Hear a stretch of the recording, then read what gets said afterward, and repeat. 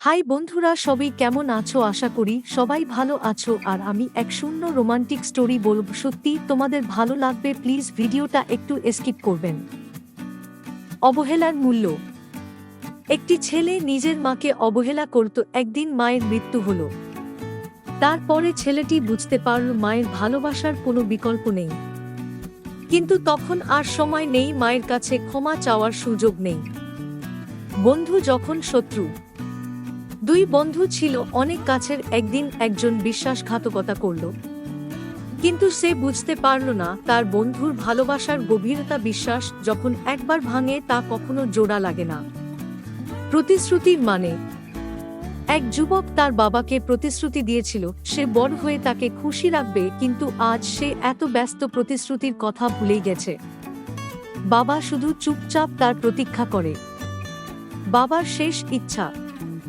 এক বৃদ্ধ বাবা তার মৃত্যুর আগে ছেলে মেয়েদের ডেকে বললেন, আমার কোনো সম্পদ নেই, শুধু তোমাদের ভালোবাসাই আমার জীবনের সঞ্চয়। কিন্তু কেউ তার এই কথার মর্ম বুঝল না। জীবনের শেষ অধ্যায়।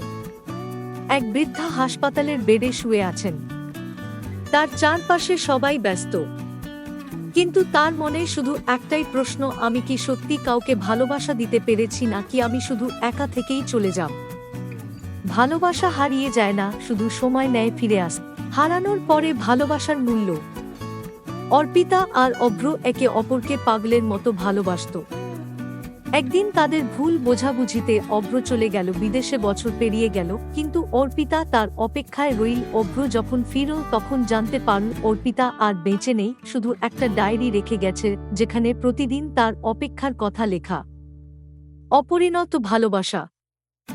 আকাশ আর পূজা একসঙ্গে স্কুলে পড়ত। তাদের প্রেমটা ছিল নিষ্পাপ আর সুন্দর, কিন্তু তাদের পরিবার আলাদা ধর্মের ছিল। বাধা এলো আর দুজন আলাদা হয়ে গেল। এক শূন্য বছর পর মীরা একদিন আকাশ দেখে রাস্তায়। আকাশ শুধু তাকিয়ে থাকল আর পূজা চোখের জল মুছল। চিঠির গল্প। ঋতু প্রতিদিন সন্ধ্যায় বাগানে বসে একটি চিঠি লিখত। সেই চিঠি ছিল তার হারিয়ে যাওয়া প্রেমিক আদিত্যর জন্য। কিন্তু আদিত্য চিঠিগুলো কোনোদিন পড়তে পারল না, কারণ সে দুর্ঘটনায় মারা গিয়েছিল, যা ঋতু কখনো জানত না। প্রতীক্ষার 7 বছর। আর্য ও পূজা কলেজে পড়ার সময় একে অপরকে ভালোবেসেছিল। আর্য বলেছিল আমি ফিরে আসব 7 বছর পর। পূজা অপেক্ষা করল, কিন্তু আর্য কোনোদিন ফিরল না। পূজার বিয়ের দিন আর্য হঠাৎ ফিরে এসে বলে, আমি তোমার জন্যই বেঁচেছিলাম। বৃষ্টির স্মৃতি। রিয়া আর অভি প্রথম দেখা করেছিল বৃষ্টির মধ্যে। সেই বৃষ্টি তাদের ভালোবাসার সাক্ষী ছিল। কিন্তু একদিন অভি অন্য কোথাও চলে যায়। 5 বছর পরে একদিন আবার বৃষ্টিতে দেখা হয়। দুজনের চোখে জল, কিন্তু এবার বৃষ্টির জল তাদের অশ্রু মুছে দিল। ভিডিওটি যদি আপনার ভালো লাগে তাহলে লাইক দিন, শেয়ার করুন এবং আমাদের চ্যানেলটি সাবস্ক্রাইব করুন। ধন্যবাদ। আশা করি সবাই ভালো থাকবেন।